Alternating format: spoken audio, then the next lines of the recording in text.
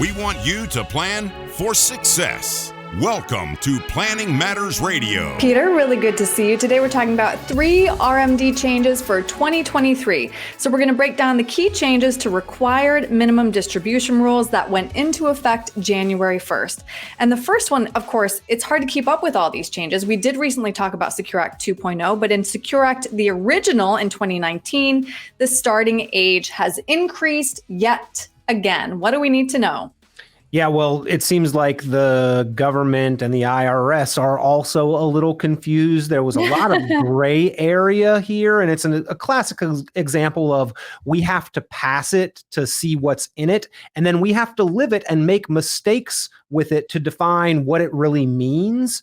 So bottom line is your RMD is a required minimum distribution. You are required to remove dollars from your tax deferred account because eventually the IRS needs to collect their pound of flesh, right? This past generation of Americans have participated in a 401k where they've been allowed to delay, defer, and kick their tax bill down the road.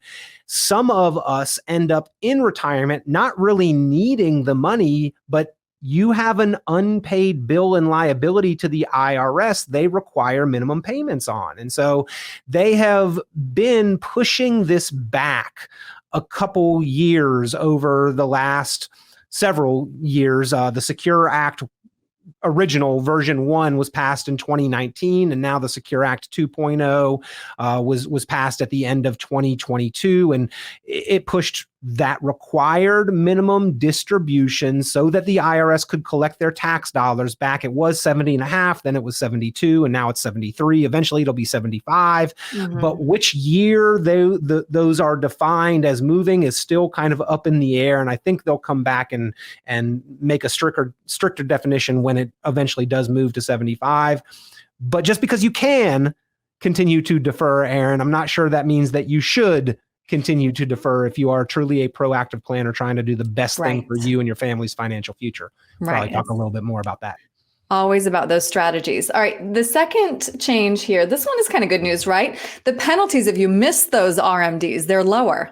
Yeah, lower. Fantastic. But it's still a penalty, which means unnecessary money coming out of your pocket and going to the IRS. And we don't like when that happens. So let's just avoid those penalties, stay on top of this, and make sure that we take those RMDs on time or ahead of schedule. I like ahead of schedule right now because if nothing is done, taxes do go up in just a few short years. So once again, just because you can defer and delay a few extra years doesn't mean you should. You'll probably get a better deal if you start removing a few dollars from those tax deferred accounts now, although that does take some number crunching to make sure that that is the case. All right. So the Secure Act changed how inherited IRAs are treated and made things somewhat confusing by creating separate rules for IRAs inherited before 2020 and those inherited after 2020. What do we need to know?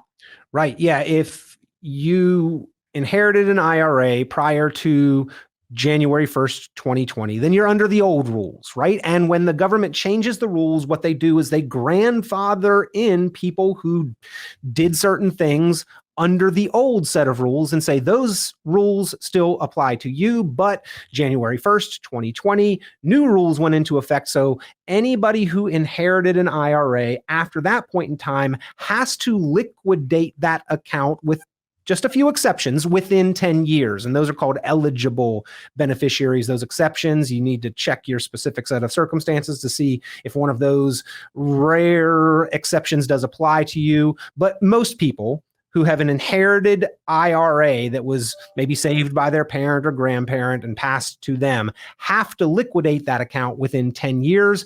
Basically, what the IRS did with this was say that your retirement account is for your retirement, and we're going to make it one of the worst generational wealth transfer tools available. And by the way, I still see people who have IRA trusts that were set up prior to the original Secure Act in 2019 have not updated their plans, that might be one of the worst tax moves of all, because all of that income passes at trust rates rather than individual rates. Even if it's not in a trust and it's passing generationally, it's probably going to push your beneficiaries into much higher tax brackets, and the IRS ends up being your largest beneficiary, which again, Erin, is why proactive planning and updating your plan to reflect these rules and law changes is so vitally important to making the most out of each and every dollar and keeping the most of them. Right. So let's dive just a little bit deeper into that question. And I have this visual, Peter, which hopefully you can walk us through, because it sounds like what you're saying is that the major difference for accounts inherited after 2020 is that the 5-year rule becomes the 10-year rule, and non-spousal beneficiaries get broken up into 2 categories: eligible designated beneficiary and designated beneficiary. Right. Yeah. If you leave your IRA tax deferred account to a church, charity, organization, if you left it to your estate, you didn't name beneficiaries. Wow, is that a large oversight and big mistake? You should always have beneficiaries. If you had certain types of trust, the money has to be liquidated within 5 years. Those are actually kind of more rare instances, but they do happen with some frequency. And there are much better ways to plan effectively if that is one of your goals. But if you are a recipient of a inherited IRA, for most people, you are a designated beneficiary. And you must liquidate the account within 10 years. There's still some gray area on, do you have to take RMDs during those 10 years? It's pretty much been settled after 2019 that you could wait if you wanted to, but still some debate on that behind the scenes in the financial world. Anyway, if you are meeting certain criteria, you're a minor, you are disabled, you're chronically ill, you're a spouse is the big one, right? If IRA passes spouse to spouse, you're not required to liquidate it within 10 years. But when it passes to the next generation, the few exceptions are that if you're minor, if you're disabled, if you've got a chronic illness, you may not have to liquidate the account within that 10-year period. And you basically just need to know yourself, your situation, and if you may fall into one of those exceptions. And most of them do make sense, that if we've already got some extenuating circumstances or we're not old enough to inherit money, then we shouldn't have it laid in our lap all at once and have to pay unnecessary taxes. Right.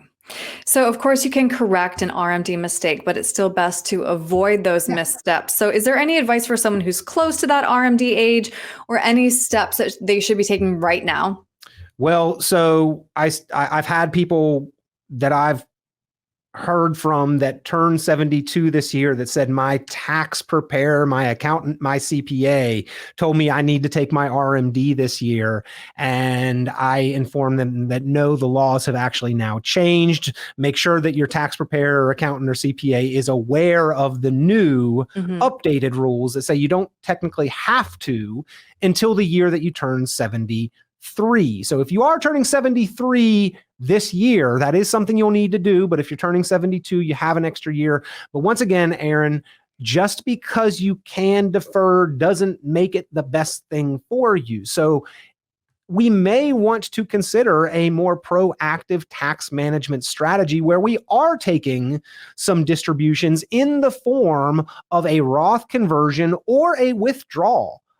Honestly, either may be more advantageous than deferring and delaying, because by delaying the extra year, that's more money that is likely to fall into the tax brackets as they are scheduled to go up in 2026. So less money that you're taking out now at what we know are lower tax rates, and more money that's left in the account until those new tax rates take effect in the future in 2026. And then you're removing those dollars anyway, except at higher tax rates. So be proactive, ladies and gentlemen. Look at the opportunities that you have on an ongoing basis. Make sure you're making the most of the opportunity that we have right now to pay taxes while they're on sale. And having that conversation with you is very valuable because, like you were just saying, you take a look at the future, whereas I feel like a lot of CPAs, and this is not knocking CPAs, are always looking at the now and how you're filing now and how it affects you, right? So important to have that conversation earlier.